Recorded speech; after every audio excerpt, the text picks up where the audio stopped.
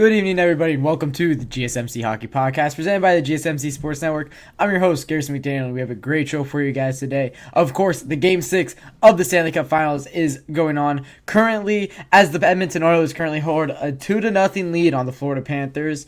That is going to be our fifth and final segment, talking about the live reaction that I have to that game, as it looks like the Oilers could be just 30 minutes away from forcing a Game 7 out of a 3-0, out of nothingness. Very impressive what the Edmonton Oilers are doing. We talked about momentum for the last week that the Oilers have had, and it truly is changing this entire series. But before we get into all of that, our first segment of the night, we'll be talking about the NHL Goalie Carousel and how many goaltenders can be on the move this offseason, who needs one, and as we had a couple of trades for goaltenders earlier in this week, we'll talk about how they affected the market a little bit. Our second segment, we'll be talking about, should Connor McDavid win the Conn Smythe even in a loss? And it doesn't seem likely now that the Oilers will lose this series, as, this is insane what they're doing. But if the Florida Panthers were able to come back, I think that is a fantastic conversation that we could have before Game 6 finishes. The third segment of the night, we'll be talking about just trade rumors for other players, position players that I've seen, and talk about where I can maybe see them ending up, what their difficulties are, and what they would warrant in a trade. And then the fourth segment, we'll be talking about the Panthers' line switches going into this Game 6, how they will affect the game, and if they will help the Florida Panthers. Of course, I did write that segment before this game started, so I've seen it be true and false at the same time, what I will be talking about. But before we get into all that, as always, if you would like to become a bigger part of the show, help out the GSMC Sports Network in more ways than you guys already do, use the tips and donations link at gsmcpodcast.net. It does help all of the creators here out at the GSMC Sports Network. It is much appreciated. And you could ask me a question that will show up across the screen as well. Use the gsmcpodcast.net tips and donations link for that. With that being said, we're going to get right into our first segment of the night, talking about the NHL Goalie Carousel is what I'm calling it, because it seems like there are going to be a lot of guys that move around. Of course, earlier this week, we saw Jacob Markstrom. We already talked about that. And we saw Darcy Kemper, who was the return for the Pierre-Luc Dubois in Washington. Let's see. Jacob Markstrom is a top, I want to say around top 10, maybe on the back end of that, or maybe, in the 10 to 15 range in goaltenders in the NHL probably. He has his time, and he can definitely have moments. He could be a very great goaltender in the NHL also. But for what we saw for his return was a first, and we saw a young defenseman who kind of looks like he will top out at a top 4 D-man, maybe a top 6 on a playoff contending roster. So that kind of sets the market, right? We know who was better than Jacob Markstrom, and we know who was worse than Jacob Markstrom. We saw Darcy Kemper warrant a Pierre-Luc Dubois in return, although that is, you're looking at Pierre-Luc Dubois as the worst contract in the NHL, possibly. It's definitely a top 5 worst contract in the NHL, getting paid over $8 million he only produced 40 points last season in 82 games played. He was also a minus 20 as well, so we're seeing the returns that these trade pieces or these goalies warrant, and it does beg the question for the goaltenders that we know will be on the move this season. We know the Bruins are going to decide to go with Jeremy Swayman. So that means Linus Ullmark will be on the move this offseason. They want to get something back for Linus Ullmark, and they don't need this. Linus Ullmark is way too good of a backup goaltender in the NHL, basically. So for the Boston Bruins, what feasibly can they get in return? Well, I would say Linus Ullmark is better than Jacob Markstrom. So he would get a bigger return. But what does that look like? Is that a first this year? I don't know. A future first has so much, it's just so much different weight in the NHL nowadays than a current first is, because we see the prospects, we kind of, we've gone through the motions, we know that these are the ones that would affect teams sooner than later, right? And the teams just don't know what they're getting in future drafts. So a current first means a lot more. So for Jacob Markstrom to get a future first, a 2025 first, that does it's also a New Jersey Devils first, which with Jacob Markstrom that should be in the 20s, hopefully for the New Jersey Devils. So I don't think that it's a first this year. Linus Ullmark is a fantastic goaltender, but maybe not a first this year. Okay, then that asks the questions: are they looking for prospects, the Bruins? Probably not. They're probably looking for an established winger, an established defenseman, maybe that could play in their top 4 or top 6. Who is that?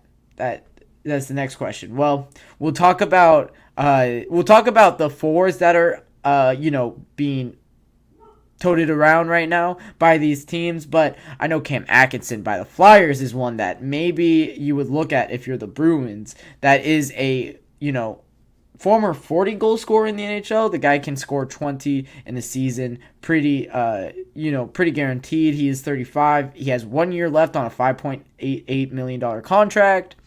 So we'll talk about Cam Atkinson more in the third segment of the night. But that could be an interesting one. Or if they're going for the picks route, but it's the Boston Bruins, so they usually don't like to get too many picks in drafts. I would say it would be a current second with a future second, or a future first with a current third or fourth. I think that could get you Linus Ullmark, or if you want to add in a piece, that could kind of eliminate the future first or future second if you do choose to trade away your current second. The thing is that teams know that the Bruins want to move on from Linus Ullmark. So it's interesting. Some teams that I know could definitely go for a Linus Ullmark are some teams that could go for a Linus Ullmark are the Ottawa Senators, who are rocking Joonas Korpisalo right now. Maybe a Colorado Avalanche, who has Alexander Georgiev. Maybe a Vegas Golden Knights, if they don't believe in Adin Hill anymore, because he did have not that great of a season. Maybe a Utah team who, they really don't have a goaltender right now. Or Minnesota Wild, potentially, but I don't think that they're really in win now mode. Probably not. Maybe a Columbus Blue Jackets if they want to move on from Elvis Merzlikins. Maybe, I don't know anybody else off the top of my head. Maybe a Toronto Maple Leafs if they don't believe in Ilya Samsonov anymore. But they do have Joe Woll, who could also be on up. So these are the teams that are kind of looking for goaltenders. I know Ottawa will definitely go out and get a goaltender. They did not enjoy how Joonas Korpisalo played. He was statistically the worst starting goaltender in the NHL this past season. So they definitely want to move on. Maybe the Blue Jackets want to move on with how awful Elvis is playing with his $5.7 million contract. That's looking like one of the worst contracts that the NHL has right now. You also have maybe... I know Stuart Skinner is playing some fantastic hockey right now, but I don't think that that's really the way that the Oilers want to go, and I think that they will move on from Jack Campbell, which is a buyout candidate. I'm not even going to talk about Jack Campbell as a trade piece because I don't think that I think he'll go to free agency if anything. Nobody's taking on that contract. So other guys that could also go, you also are looking at a UC Soros from Nashville. He could definitely be on the move as the Predators kind of start a rebuilding process. They were the 8th team in the West this season. They got absolutely trounced by... Well, they didn't actually get trounced. They lost in 6 to the Canucks and kind of kept it close in that series. But you also have Philip Gustafsson, Elvis Merzlikins, Joe Woll. You have Alexander Georgiev, who could also be on the move. But the teams that seem like they really want a goaltender, this is according to Tyler Yaremchuk, it is the Toronto Maple Leafs, Ottawa Senators, Colorado Avalanche, and then you also have the Columbus Blue Jackets, who could be on the look for a goaltender. So those 4 teams look like they'll be in the market, and there is a lot of goaltenders who can be used by these teams.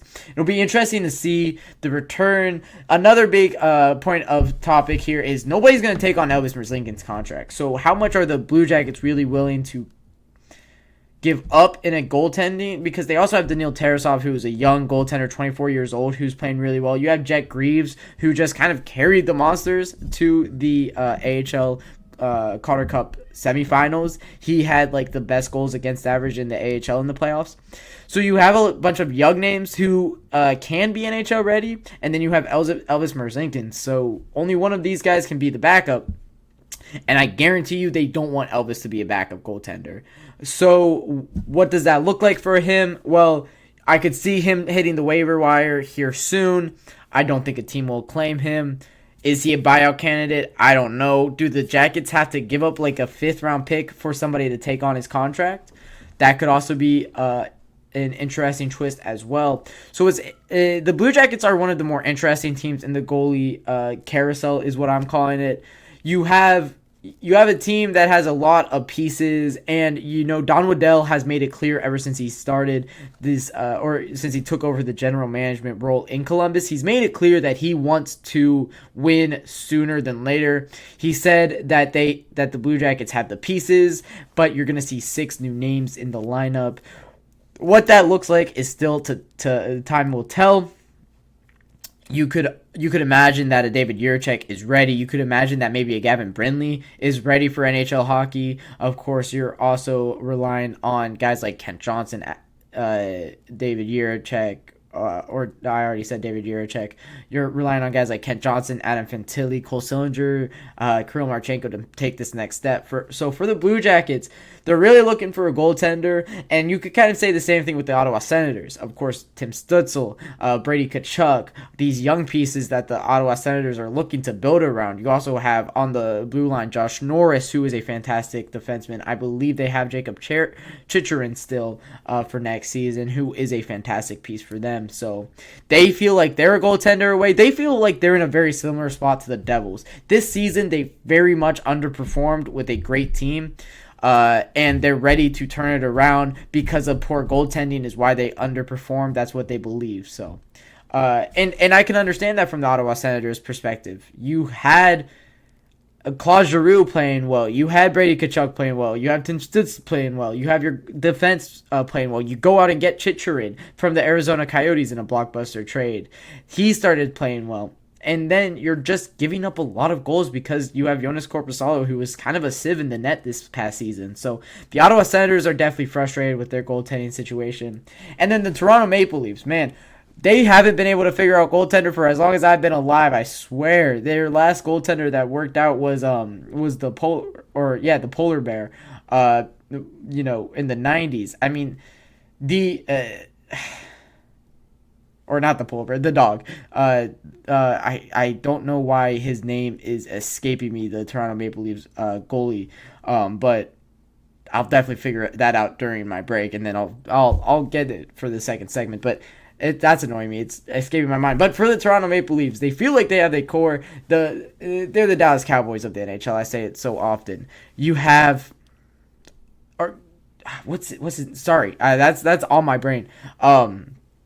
You have for the Toronto Maple Leafs the core that can get it done. The core 4. We talk about it so often. Tavares, Matthews, Marner, Nylander. These guys are superstars in the NHL, and they just feel like the back end lets them down time and time again. What do they need to do? They need to go out and get a goaltender this offseason if they are really serious about competing in the East next year, because the East is only getting better, and they're only going to get worse with Tavares aging and with some contracts coming up here soon. So that'll wrap it up for our NHL Goalie Carousel talk. In the third segment, if you like trade talks and trade rumors, we're going to be talking more on trade rumors in that third segment, but that'll take us into our first break of the night and second segment. Can McDavid win the Conn Smythe even in a loss?